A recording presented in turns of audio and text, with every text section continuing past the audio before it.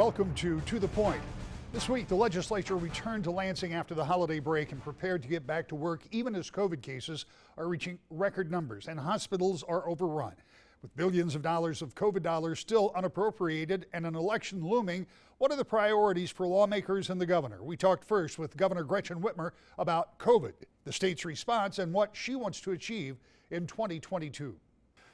Governor, as we get to a new year, we're still dealing with problems that we've been dealing with for 2 years. Highest rate of infection over the past week, most hospitalizations during the pandemic. Yesterday, we're still in a real threat from COVID-19 and the newest variant.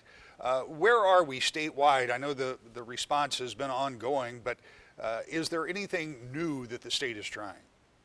Let's start with this. What we are experiencing here in Michigan is being experienced in states all around us. I mean, this is a problem that the whole world is grappling with. This variant is so much more contagious. The great thing about our boosters, though, is that it's incredibly powerful at keeping people out of the hospital. And that's why our efforts continuing to get people vaccinated, continue encouraging people to get boosted if you're eligible and haven't yet. This is the best way to stay out of the hospital. As you recall, a year and a half ago, almost 2 years ago, when we started, we didn't have any of these tools. We didn't know a lot about this virus. And if you got it, there was a much higher likelihood that it might end in your death. And now we've got tools to stay safe. But we certainly know that as our hospitals fill up with unvaccinated people who are getting COVID, and it threatens every single one of us. And so when I was in Grand Rapids right before the holidays, shared the stage with a couple of doctors who shared how heartbreaking it is to see preventable cases of COVID costing people's lives. So I just want to reiterate that people should get vaccinated and boosted. It's the best way to stay safe and keep our economy moving in the right direction.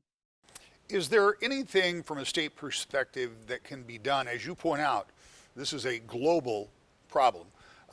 And over the course 2 years, your administration has taken any number of steps at different levels. But is this now just really a matter of it's up to individuals to get vaccinated? Is there anything the state can do beyond that than to encourage them to do so? Well, we're working very closely with all of our hospital systems, and everyone is overwhelmed. And there are nurses and doctors and respiratory therapists who've been breaking their backs for 2 years, and they are burnt out. And yet the heaviness of the moment is not abating for them. And that's why it's incumbent on all of us to do our part collectively. Now, I can tell you, we've been working with the Biden administration to get additional resources in, whether it's in the form of monoclonal antibodies or it is in the form of human beings to come in and support our hospital teams. We've got a number of hospitals where that's the case. But this is, I think, a moment where each of us has the ability to make a contribution for the greater good, and we're continue to make vaccines available and answer questions for parents who maybe haven't yet gotten their kids vaccinated, but encouraging everyone to do their part and to take this seriously. We can't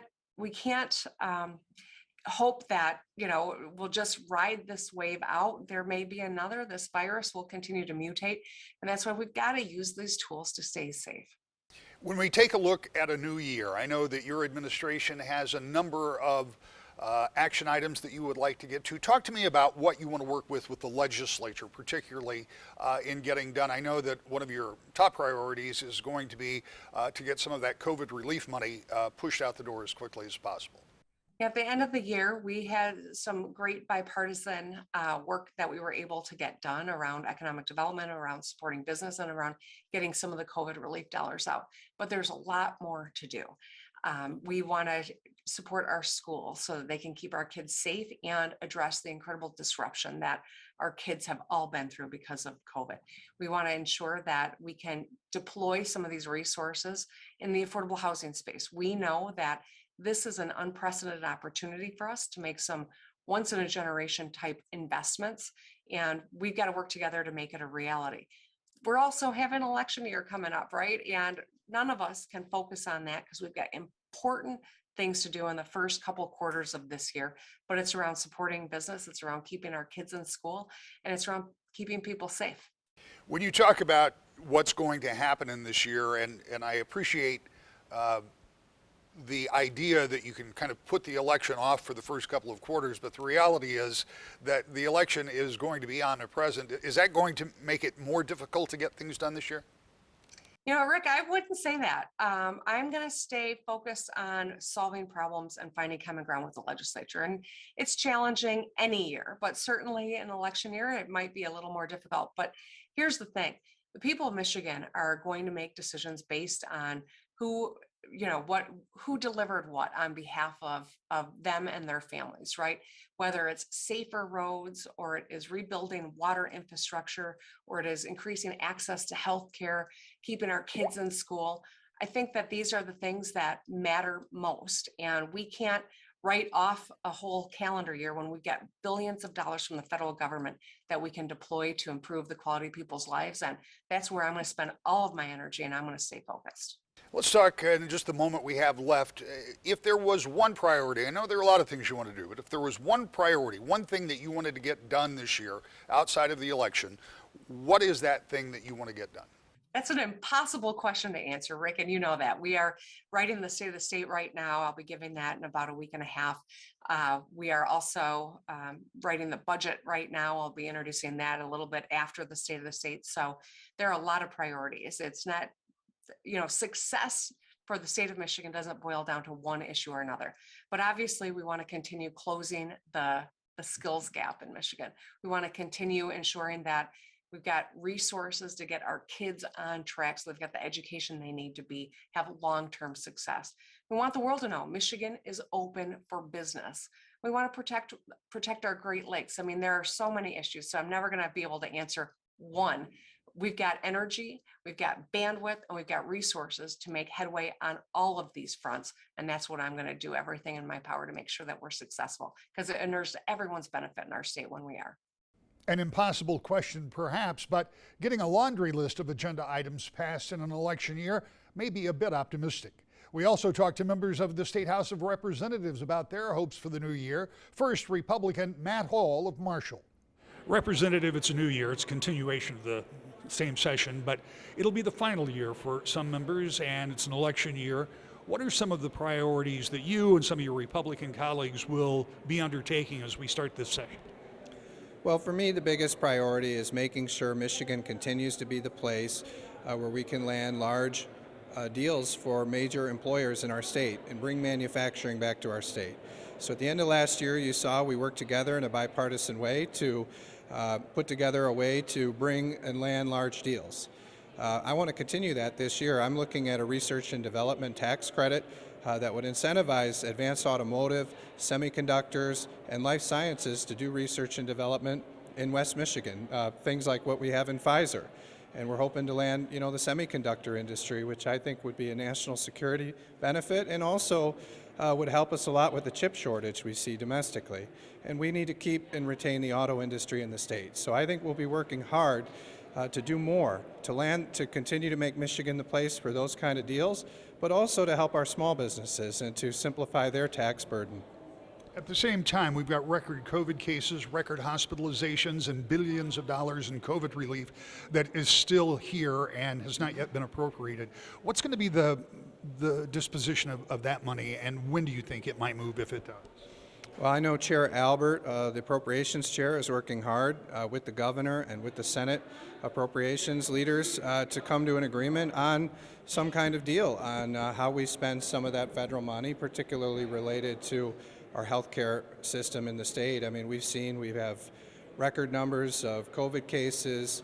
Our healthcare workers are really stretched, and so I know we're working hard to come up with a deal to make sure they have all the resources they need so we can fight the pandemic, and I'm hopeful we'll get it done soon. Democrat Reps Sabo from Muskegon says COVID's a big problem. Something has to be done for the health of the state's people and the health of the economy.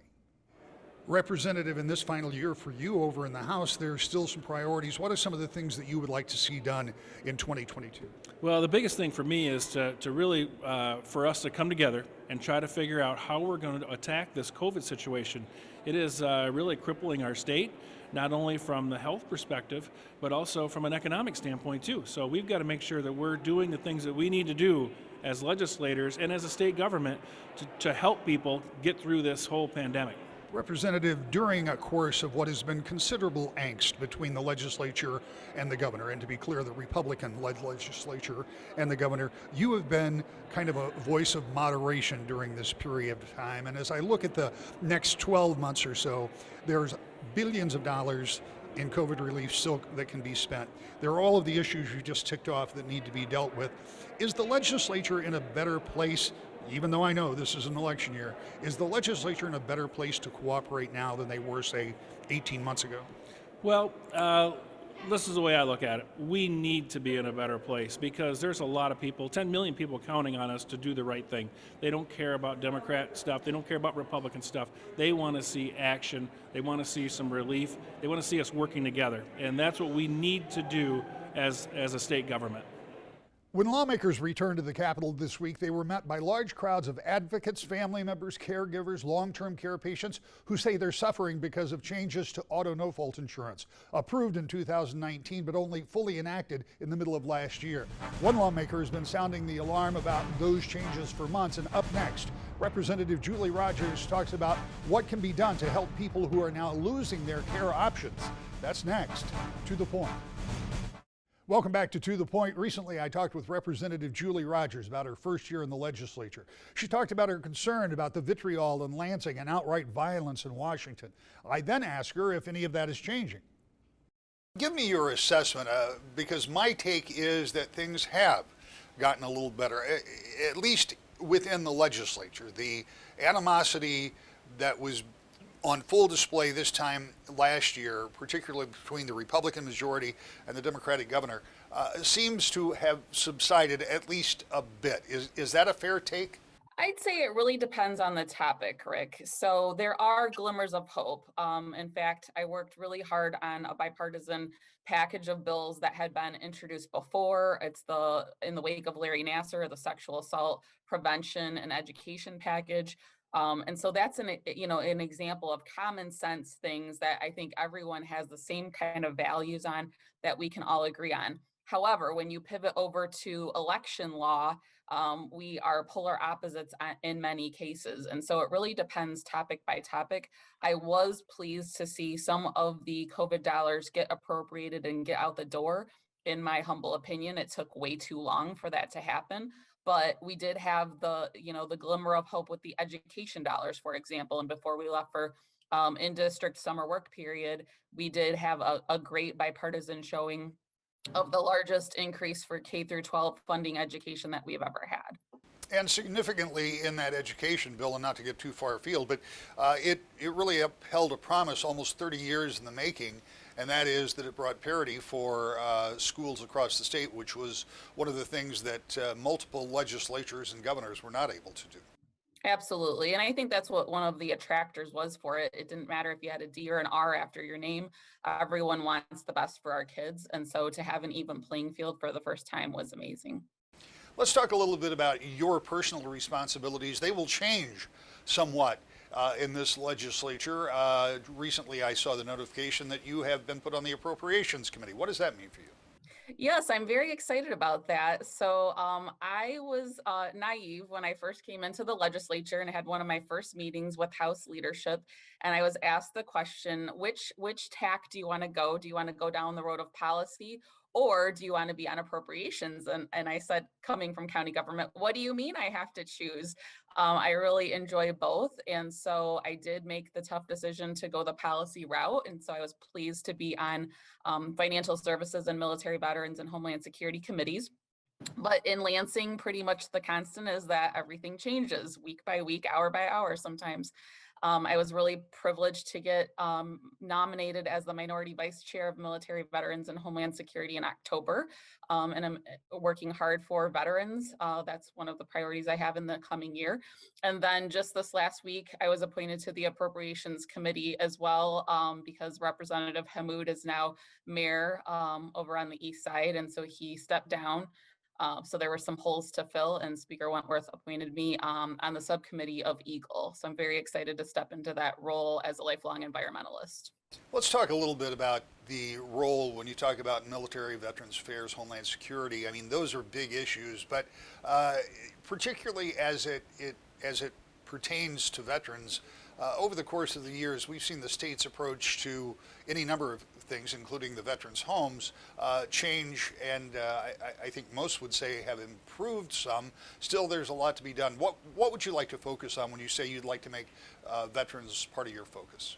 Well, one of the things that sometimes lawmakers get criticized for is advancing legislation without talking to the people who it would affect. So, one of the things I'm interested in is doing some listening to veterans and what they perceive their needs are. Coming from as a daughter of a veteran myself, my father had served in the Army, and I bounced some ideas off of him, but he thought that was a great idea rather than just creating legislation without input, really going around the state and listening to what veterans have to say. On Veterans Day, actually, I had the privilege of participating in a roundtable with Governor Whitmer, doing that very thing of listening to some of the veterans. And I do have the inside, perspective as a healthcare provider. I have actually rehabilitated many veterans over my time as a physical therapist, and so I do know some of the barriers and challenges to accessing healthcare. But I need to learn more and dig into what their other issues are. I want to come back to your physical therapy background because it's got a lot to do with one of your real passions when it comes to legislation. We'll do that in a moment. But I don't want to move away from your new assignments without talking about appropriations. Appropriations is one of those places, and you laid it out pretty clearly, that generally, particularly in the House, you take a path, right? You're going to do budget stuff or you're going to do policy. But the appropriations process is really time consuming, and it touches every dollar that gets spent in the state. I mean, it's a pretty big responsibility, isn't it? Yes, it is. And I'm looking forward to digging in, on a smaller scale as a chair of a county board with roughly, a 90 to $100 million budget. We did have to make tough choices over the years. And so I do feel prepared to be able to roll up my sleeves and kind of jump right in. Again, I'm a compromise kind of person, a glass half full kind of person. And so I'm really excited to try to work together with my Republican colleagues and advance the work for the people of Michigan. The House did pass a package of money right before we broke for winter break on COVID dollars. That was not a negotiated package yet. So I look forward to hearing what the Senate and the governor has to say about that. And I expect that'll be a big package we take up come next week. And there is going to be a lot more of that money that has to be appropriated. I mean, on one hand, there will be the general appropriations for a new budget that needs to be done ideally by the 1st of July, but you've got billions of dollars, more dollars that will have to be appropriated. So maybe being on appropriations in this particular year is going to be double time because you got a lot of money out there that still has to be dealt with. You're absolutely right, Rick. And so we really need to finish up spending the dollars that are due to us from Washington, D.C. from COVID relief. In Kalamazoo County, like many of our urban cores in Michigan, my community is experiencing an unprecedented level of gun violence. I'm really interested in seeing what creative solutions we can come up with to tackle that issue, which I think often stems from mental health or lack of mental health supports. And so that's another issue that I think we really need to uplift and support. And I think mine's not the only community experiencing that. The first time you and I ever had a discussion, one of the things you were very passionate about was obviously making sure that people who were injured in auto accidents had adequate long-term care, physical therapy from your own background and other care that they might need.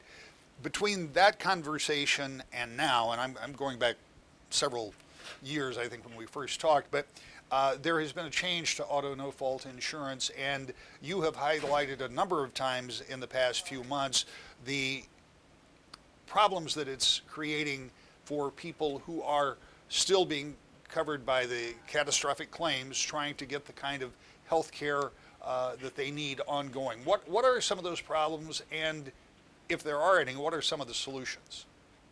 Sure. Well, one of the things that has been put into effect as of July 1st this year from that 2019 legislation is a cap, roughly 50, I just, for rounding purposes, roughly 50% cap. Basically, whatever a provider's charge master was in 2019, the auto insurance companies are reimbursing for half. And what doesn't make sense about that, just from a pure fiscal standpoint, is that if you were charging more, let's say you were charging $500 an hour for whatever your service was, say physical therapy, or you were charging $100, you're now getting half that amount. And so it's actually rewarding the couple of bad actors that may have been out there, and the people that had small margins, the small businesses that had small margins are the ones that are being forced out of business right now. My office continues to hear week after week from both providers in the medical field as well as patients and families who are losing their care because of this significant cut. And let's be frank, there was no scientific data for why that cut. It literally, I'm told at 1 or 2 in the morning in some back room, a number was thrown at the wall, and that's what stuck. So that's what's disappointing, is that 50% cut had no scientific basis, no data driving that, which has really become a bad policy. The other piece is a 56-hour cap on families. So before, if you had say a daughter or a son that was involved in a car crash, you could get paid to stay home. And these were not extraordinary amounts of money either. Maybe $15 an hour, for example, was the average going rate for getting paid to stay home with your son or daughter to care for them, because you're often in a wheelchair, can't go to the bathroom by yourself, can't wash yourself, all these things that require 24/7 assistance. Now that is capped at 56 hours a week, and it's just simply not enough. So between the families not being able to afford to stay home and care for their loved one, the small businesses going out of business, we are now experiencing patients being dropped off at the emergency room in a time where there are no extra beds to be had. And so really, I've been pleading with hospital administrators as well to join us in this difficult, challenging situation, because they don't have any extra beds to give up. With COVID numbers rising again, a non-acute person should not be in the emergency room using up that space that a person that needs acute services, requires. Representative, we could continue this for a long time, but we're almost out of time. So I need to ask you this final question, and that is that with the circumstances you just described for people that are in long-term care from the Catastrophic Claims Fund that are being funded through the auto no-fault insurance plans, is it a prudent idea to make a refund out of that fund that is being planned for sometime in the spring, or should that money would it be better spent using to backfill some of the problems you're talking about? I think it could be a possible both and, but the fact of the matter is we don't exactly know how much is in that fund. There's not a lot of clarity that, the MCCA is not subject to Open Meetings Act. And so I think the word would be premature. I'm not certain that we really know exactly how much is in that fund. Once they do their, deep dive report next year, there may well indeed be enough money for both. But we need to make sure that we take care of our patients that, especially retroactively, have experienced these significant crashes and need ongoing care for the rest of their lives. Legislation that could fix those problems with no fault is in the House and Senate. It's unclear when or if they'll be taken up.